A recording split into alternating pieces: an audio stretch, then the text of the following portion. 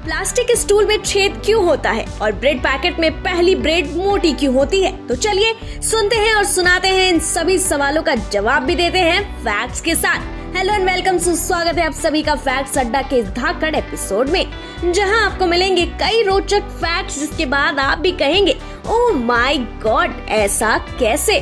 Fact number 10। दोस्तों, आपने कई बार इस बात पर गौर किया होगा कि प्लास्टिक के आने वाले सभी स्टूल के बीच एक छेद होता है, लेकिन क्या आपको पता है भला ऐसा क्यों? तो दोस्तों, ऐसा इसलिए क्योंकि प्लास्टिक के स्टूल को एक के ऊपर एक रखा जाता है और अगर स्टूल में छेद नहीं होगा तो वो एक दूसरे के साथ चिपक जाएंगे, जहां एयर प्रेशर और वैक्यूम के वजह से इन्हें अलग करने के लिए बहुत ज्यादा ताकत चाहिए होगी। और आपको बता दें कि अगर कोई अत्यधिक वजन वाला व्यक्ति स्टूल पर खड़ा है और वो स्टूल आसानी से नहीं टूटा तो उसके पीछे भी स्टूल में बने छेद का काम है, साथ में यह मटेरियल भी बचाता है। Fact number 9। दोस्तों, क्या आपको पता है गन्ने का जूस सबसे जल्दी एक्सपायर होने वाले पेय पदार्थों में से एक है। जी हाँ, गन्ने के जूस बनने के 15 मिनट बाद ही यह एक्सपायर हो जाता है। बता दें कि एक्सपायर होने के बाद भी अगर आप उसे पीते हैं तो आपको उसके स्वाद में फर्क पता नहीं चलेगा, लेकिन हाँ, उसके अंदर के सभी पोषक तत्व नष्ट हो जाएंगे। Fact number 8। दुनिया के अजब गजब तथ्यों के बीच एक सवाल हर किसी के जहन में आया कि सबसे पहले दुनिया में क्या आया, ऑरेंज कलर या फिर ऑरेंज फ्रूट? तो दोस्तों, आपको बता दें कि सबसे पहले दुनिया में फ्रूट आया था जिसका नाम ऑरेंज रखा गया और पहले ऑरेंज फ्रूट को जे वैल्यू रेड कहा जाता था, जिसका मतलब था येलो रेड शेड। बाद में लोगों ने कलर का नाम ही ऑरेंज रख दिया क्योंकि यह नाम आसानी से याद रखने योग्य था।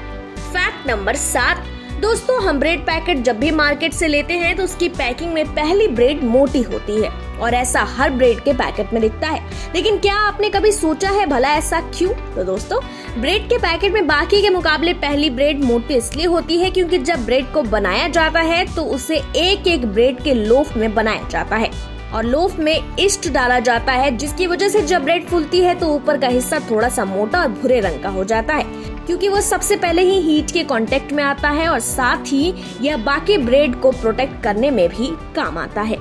Fact number 6।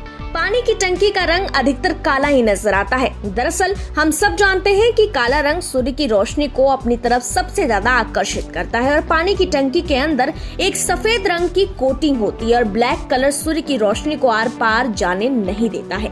इसके कारण पानी जल्द गर्म नहीं होता क्योंकि अक्सर पानी की टंकी घर की छतों पर रखी जाती है।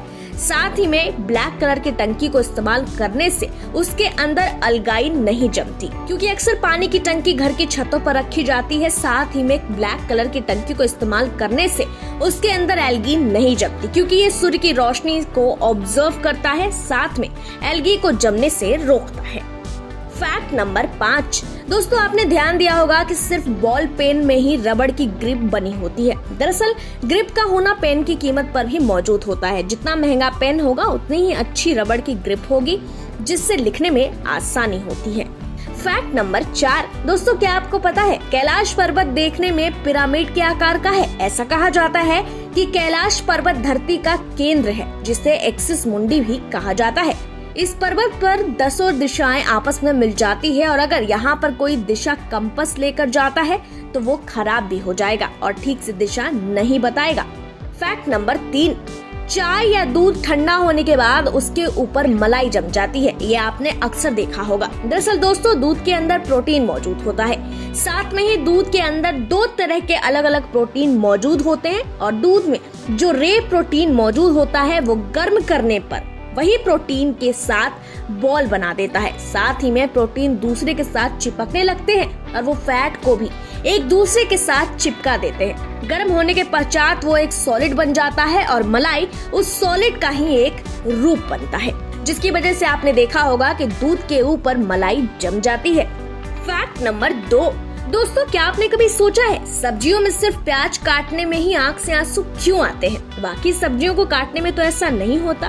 तो दोस्तों, होता ये है कि प्याज में एक खास प्रकार का एंजाइम मिलता है जो कि प्याज काटने पर हवा में मिल जाता है और तत्पश्चात जब यह एंजाइम आंखों में आता है तो आंखों में दर्द महसूस होता है 1980 के दशक में लोग मानते थे कि जब प्याज कटती है और उसकी जो सुगंध आती है उससे आंखों में से आंसू आते हैं, पर जब उसके ऊपर खोजबीन की गई तब पता चला कि आंख में आंसू सुगंध नहीं बल्कि इसके अंदर पाए जाने वाले रासायनिक पदार्थ की वजह से आते हैं। साथ ही में प्याज को काटते समय अगर उसे पानी में रखा जाए या फिर उसके ऊपर नींबू का रस गिरा दिया जाए तो आंसू नहीं आएंगे। फैक्ट नंबर 1, मैगी लवर कौन नहीं होता। आप भी मैगी को खूब चाव से खाते होंगे, लेकिन कहीं आप ज्यादा मैगी तो नहीं खाते? अगर हाँ तो ये फैक्ट आपके लिए है, और जो नहीं खाते वो भी जरूर सुने।